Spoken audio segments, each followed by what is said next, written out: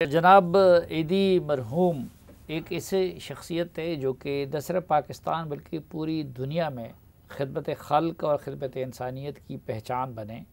और ईदी फाउंडेशन और उसका काम पूरी दुनिया में पाकिस्तान के लिए एक एज़ाज़ बना। और ये मुल्क जो कि कई मनफी हवालों से बदनाम है बदकिस्मती से, तो उसमें ईदी फाउंडेशन पूरी दुनिया में पाकिस्तान के लिए इज़्ज़त का भी बाइस बन रहा है और करोड़ों अरबों लोगों के लिए अभी तक ईदी फाउंडेशन सहारा बना है। तो फैसल ईदी साहब जो कि ईदी फाउंडेशन के चेयरमैन है इस वक्त, वो हमारे साथ हैं।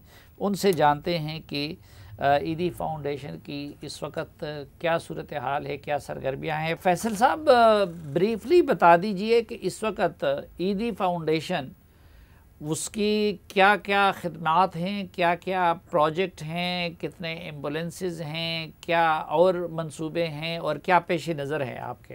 हालिया सबसे बड़ा जो सैलाब था इसमें अच्छे खासे हमारे जो पाकिस्तान में जो सैलाब था जिसमें पंजाब सरहद केपी के पंजाब सिंध और बलूचिस्तान के इलाके मुतासिर हुए बहुत बुरे तरीके से। और 3.5 करोड़ की आबादी इसमें जो है वो मुतासिर थी। इसमें हमने रेस्क्यू का भी काम किया, रिलीफ का भी किया और बहाली का काम अभी इस वक्त हमारा चल रहा है। तो बहाली के मुख्तलिफ चीजें हैं जिसमें जमीनों से पानी निकालना और छोटे किसानों को जो है वो मदद करना, ये भी चीजें चल रही हैं मुख्तलिफ अजला के अंदर। और ये हम मजीद अजला में हम एक दो अजला के अंदर हम आजमाइशी तौर पे कर रहे हैं, फिर मजीद अजला में भी जो है वो अपने काम को फैला देंगे।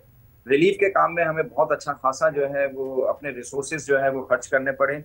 और पाकिस्तान के जो हालात थे इस सैलाब के बाद वो काबिले जो है वो मतलब ये थे कि इनमें हमें सबको करना चाहिए था। और चूंकि हम पाकिस्तानी माशी बदहाली की से भी गुजर रहे हैं और इस दौरान में चंदे की कमी की वजह से भी जो है वो लोगों ने फिर भी साथ दिया और लोगों ने जो है वो ईदी फाउंडेशन का भी साथ दिया, जिससे हमने तकरीबन 20 से 25 करोड़ रुपए जो है वो खर्च किए इन सारे रिलीफ रेस्क्यू और बहाली के कामों में।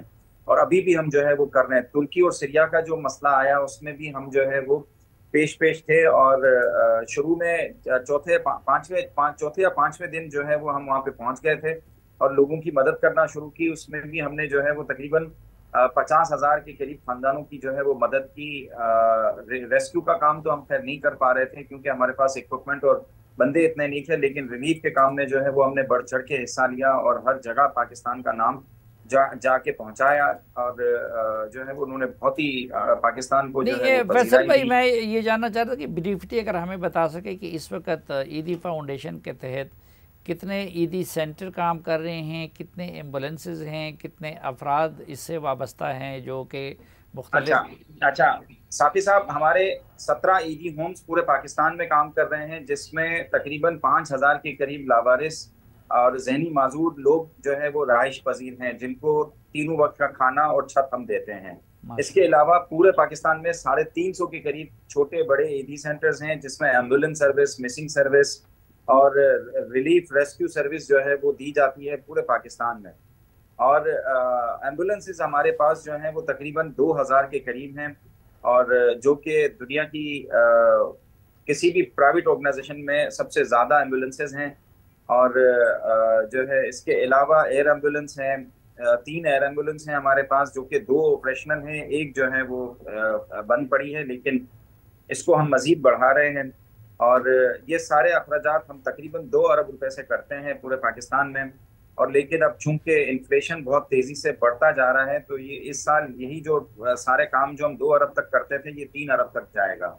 हमारे फ्यूचर के जो सर्विसेज हैं उसमें एक हम हॉस्पिटल और मेडिकल कॉलेज जो है वो बना रहे हैं, जहाँ पे हम किसानों के और मजदूरों के, मतलब जो नॉन अफोर्डिंग लोग हैं जो कि इस वक्त मेडिकल कॉलेजेस में नहीं जा सकते क्योंकि ये बहुत महंगी पढ़ाई होती जा रही है, उनमें इनको हम जो है वो सीटें देंगे 50-50%। और किसानों के बच्चों को और मजदूरों के बच्चों को, ताकि जो है उनको भी मौका मिल सके और वो पाकिस्तान में पढ़ सकें, डॉक्टर बन सकें। बहुत और एक शुक्रिया। हजार बेड का हॉस्पिटल बना रहे हैं जी जी। उस तकरीबन 5 अरब रुपए की लागत से। और उसमें हम 10 जो है वो यूनिट लगाएंगे रेडियोलॉजी के, जो कैंसर की रेडियोलॉजी में इस्तेमाल होते हैं। वो पूरा काम और नक्शे वगैरह तैयार हैं और उसमें इंशाल्लाह एक आध महीने के अंदर काम शुरू हो जाएगा।